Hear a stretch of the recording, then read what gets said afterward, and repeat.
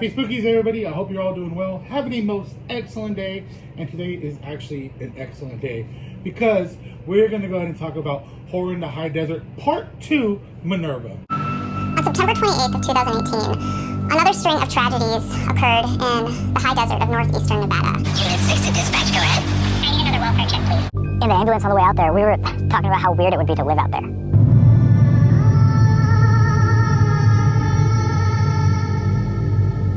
Now written and directed by Dutch Merritt, the movie stars Susie Block as Gal, Solveig Helene as Minerva, Brooke Bradshaw as Emiliana, David Nichols Jr. as Luke Wells, Sammy Salloway as Kathy, and Brian McPherson as Joseph. Also, if you're in the movie and I didn't say your name, I apologize. There's just quite a bit of people, and I'd like to make this as short as possible. Okay, if you're not familiar, this is a franchise, at least that's what it appears to be spawning into. We are part 2, and honestly, it seems like it might be leading up to a potential part 3. Who knows where it goes from there? This is all set in like northern Nevada, and this is not necessarily a sequel as to what's going on with Gary Hinge from the first movie, which I have actually done a review for on a different channel, and I believe on my channel I have done a sort of like DVD unboxing of it. I'll go ahead and leave links for those right there. If you're excited for this one, because I am, we are going to be talking about Horror in the High Desert.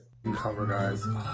Let me go shut the freaking window. I love this artwork. You see this little house, like the silhouette of a house. Oh man. So what this movie does, in my opinion, is sort of setting up this world, like world building, setting up the lore. What I believe the antagonists are going to be for this franchise. Because though it's not necessarily a direct sequel, follow-up to what's going on with Gary Hinge, I believe that the antagonists in this movie are connected to what's going on with them. In 2018, a string of tragedies unfolded in northeastern Nevada. A woman found dead, another would vanish along the same stretch of highway. Could these events be linked to the 2017 disappearance of outdoorsman Gary Hinge? Now that is a plot synopsis from the IMDb page. I don't want to get into many huge spoilers right now because at the time this video drops, the movie should be out by now, streaming on Amazon, I believe. But what this movie does, and I enjoy so much, is it takes some of the better things of the first movie where you have like a lot of interviews and a good mixture of eeriness towards the end of the first movie. This movie is able to bring you two stories. We have two women because like the plot synopsis said, one is found dead, and we are kind of introduced to her life, how she ended up in this part of Nevada, because I believe this person is from New York. And then the second woman vanishes that same night. Yes, that's right. These two incidents right here occur within the same 24-hour span. It spends the first half or so of the movie interviewing people that knew this person, Minerva. And in the second half of the movie, we are introduced to Emiliana, who unfortunately vanishes that same night. Now, what I liked a lot about this movie is it has these sort of VHS segments throughout the movie, and they are fucking creepy. Also, watch this at night. I know most people always say, you know, you gotta watch this at night, but I really recommend watching this one at night, and if you can, turn it up a little. Because these VHS segments are freaking creepy, dude. The quality of the VHS tapes aren't too well, so like whenever somebody's talking in them, they just sound very odd and creepy. Honestly, some of them gave me the vibe from the movie The Poughkeepsie Tapes. Honestly, the people that they were interviewing felt incredibly authentic to me. There is this one lady, you don't see who she is, but you hear the voice of her, and she sounds like an older lady, and she recalls like two little stories that do have to do with like the world building, and I just thought that was, I don't know, the stories that she tells just got to me. And there's like photo images as well. I was just like, damn, this is good, dude. It really feels like you're watching a freaking documentary series on Tubi or something. Also, there is quite a handful of like creepy stuff during the first half, but I want to say the second half of the movie has two really solid and unnerving segments. I mean, there's a part where in one of them, they even have to tell you viewer discretion advised. It's just so interesting, this movie, and what it's spawning into now. Because it's the first movie, you have Gary Hinge, and it feels just like a grounded movie up until there's like a shift in that first movie where they find the truck and they find the footprints all around the truck and things like of that sort. And it starts shifting into like, okay, this goes into something just a grounded, like a grounded, realistic missing person into like fucking horror movie territory. And then this one, we have almost the same thing with these two stories, and you're kind of wondering as they go on, well, what happened to this girl exactly? Is it something supernatural, or is it just someone? There are parts, in my opinion, where it feels like, okay, is there a supernatural aspect to this now? And I wasn't too sure on that. And I think a lot of that has to do with an audio recording that you will see when they do talk about it. Honestly, I need more. Like, after watching this, I'm like, okay, dude, you need to spit out the next movie ASAP. But if I heard correctly, there's going to be a third one coming out later this year. I'd also like to say that the first movie has a lot of great scenic shots, and this one somehow fucking does it way better. There's a few amazing shots in this movie that I just still stick with me, and it makes me want to go up to northern Nevada. You have a lot of like helicopter, like drone type of views, and there's one of like one or two of a old mine shaft. I thought that was great. There's one of just like a storm going over the mountains. I was like, oh man, I need to visit northern Nevada. I think I've drove up to like Reno, and that's about it. Okay, with that being said, you can go ahead and check this out on Amazon. It should be out on VOD by the time this video drops. I'm going to go ahead and get into a few spoilers. Nothing that's going to just ruin the whole movie for you. Just a couple of scenes I wanted to talk about.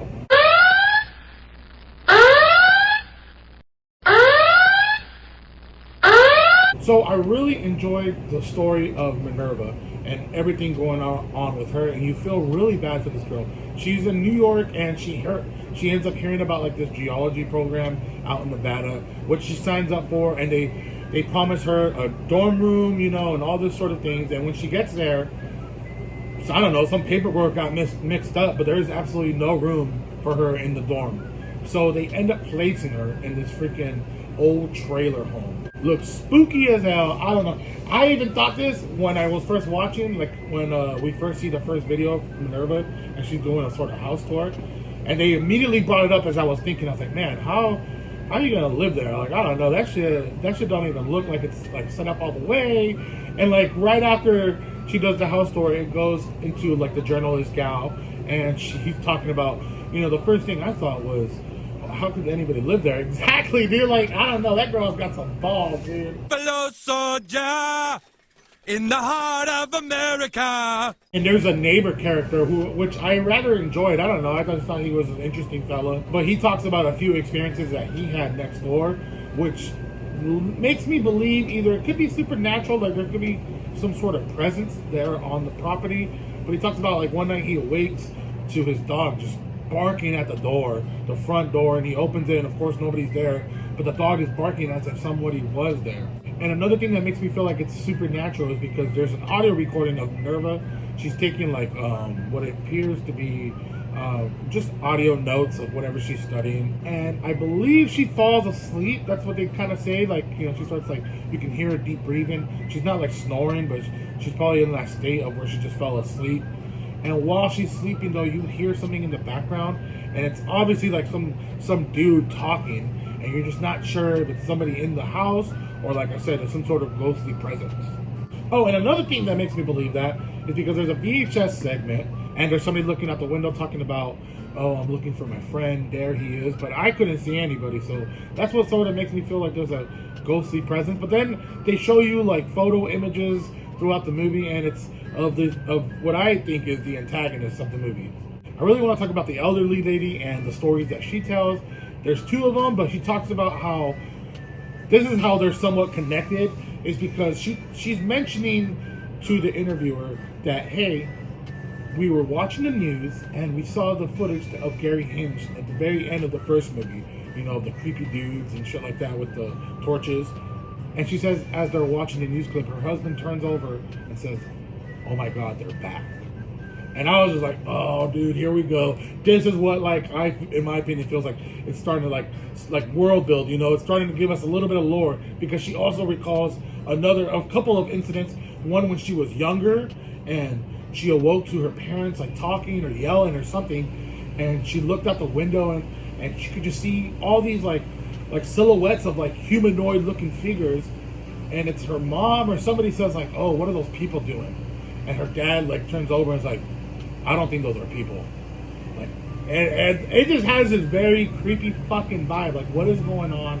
Are these humans or are they not? Are they spirits? They could be fucking shapeshifters for all we know. They also show you a good amount of these paintings that were found in Minerva's house with the VHS tapes. Oh yeah, Dolly, that was the elderly lady's name. really quick, this will be the last thing I talk about. It's probably not that big of a spoiler. Everything else is like probably way creepier but I just enjoyed Dolly talking and listening to her. She tells us about this time where these hunters would often come on their land and they wouldn't mind, but one was very inexperienced and ended up shooting her husband. Not fatally, thankfully, but they were just fed up at that point. Like, okay, so she had to go and tell all the hunters, hey, y'all gotta cut it out. Y'all just need to stop. We ain't want y'all on our land doing this bullshit. And I guess they got pissed off or something. They would retaliate by like cutting her fences, you know, just doing some bullshit vandalism. So the cops were like, well, we can't do anything until you have proof, of course. And she says one night her and her husband, they heard some rattling outside. The husband thought, okay, this is it. This is my chance to catch them in the act. And he grabs a camera and he goes out there and he starts chasing them as they're running, and he snaps a photo of what he thinks was the hunters.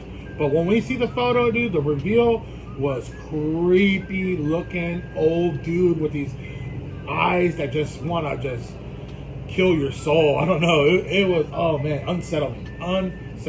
At least for me, dude. I don't know. For me, I'm just very excited to see what this movie and franchise has to bring to the table, because so far these two movies have been an absolute blast. I don't want to sit here and say, is it better than the first one? Because it feels like just has to be all viewed as one trilogy or more, if so. I will say this, with the first one, I definitely consider that a classic in the found footage genre. Hands down, no questions asked, and that's just my opinion. You know, there's a lot of newer found footage movies where I would consider, oh, these are just going to be classics from here on out. Also, the video segment with Emiliana, where she gets dragged away, was fucked. Man, that's the one where they tell you viewer discretion advised. And it sucks. All right, it's man. If you've seen the movie, you know what I'm talking about. But if not, and you don't care about spoilers, her car breaks down, and they have this sort of rule where, your car breaks down, just go wait outside of your car, which I thought was odd, to be honest. Go wait outside of your car, and whoever's picking you up will drive by with flashing lights, and that's how you know it's okay to come out. And there's this very like slow building segment of her just waiting in her car, and then she waits outside of her car. And by this point, you already have seen somebody walking around her car.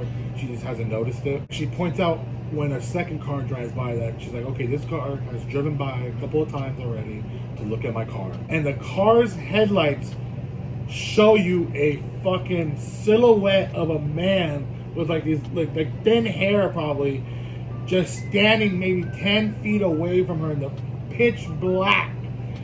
And I'm pretty sure she noticed it because she starts chasing after the car that she just commented on about driving by a couple of times. And she's chasing after the car, yelling, stop, and she ends up falling. She's also in just pitch black darkness, and you just hear her being dragged away. And she's like, I'm a mom, I have a baby. I was like, oh man, it got me as a new father.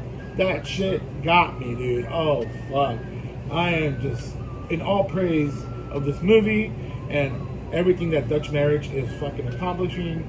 Shout out to you, dude. I don't know. You're doing it, and you're doing it fucking awesome. I'm gonna go ahead and shut up. I'm already fucking rambling way too long. But yeah, go ahead and check out the movie. I'll go ahead and leave a link if I can find it from Amazon. Happy. Really quick, I want to give a huge shout out to moviepalette.com for going over and sending me this fucking awesome movie palette of The Thing. How do I know it's The Thing? Well, because I chose it, but it also says it right there. Look at this beauty. Now, what's amazing about this is each color has been chosen by each one of their team members specifically to represent a frame from the movie. That's right, every strip you see here has been chosen in chronological order to represent a scene from the movie in its entirety. So technically I have the whole movie in one freaking palette. How amazing is that? Also, you know what's really cool? They also gave me a code to share with all of you to get 15% off your order. So go ahead and use Freddy15 when you order to get 15% off. How freaking awesome is that? I just think this is absolutely beautiful. It makes a great gift if you're somebody that's into sort of collecting these type of things, or movie posters. Also, it makes an awesome gift for a significant other. They also have a variety of movies from Star Wars to Coraline. So go ahead and check them out. Again, use the code Freddy15 for 15% off.